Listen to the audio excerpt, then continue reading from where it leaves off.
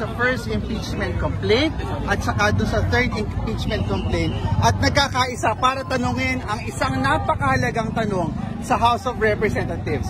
Ang tanong natin sa Kongreso, anong petsa na? December 2 ng ating i-file ang first impeachment complaint. Nag-first month sa rin noong January 2. Dumaan ang Pasko, ang bagong taon, nagtapos pati Chinese New Year. Pero hanggang ngayon, ang ating impeachment complaint ay natutulog pa rin sa Office of the Secretary General.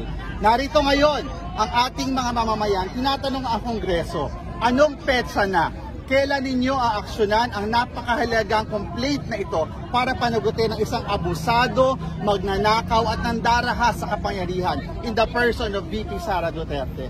Narito ngayon ang taong bayan para ipahayag yung ating pagkabahala sa patuloy na pagtulog na impeachment complaint sa lower house, sa mababang kapulungan. Kaya ang ating panawagan sa ating mga leaders sa House of Representatives, huwag tayong magpadala sa pressure, huwag tayong magpatakot, huwag tayong magpabuli.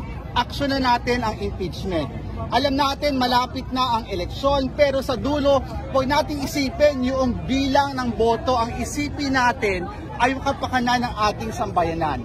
We cannot have another day na si VP Sara ang ating Vice President kasi she's a heartbeat away from the presidency at nilalagay natin sa peligro ang ating bayan, ang ating bansa sa bawat araw na siya ay VP ng ating bansa.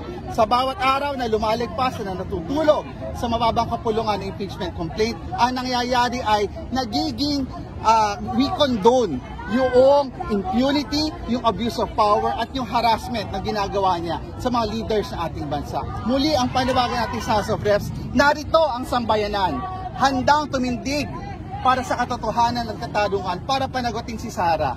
Huwag natin silang biguin.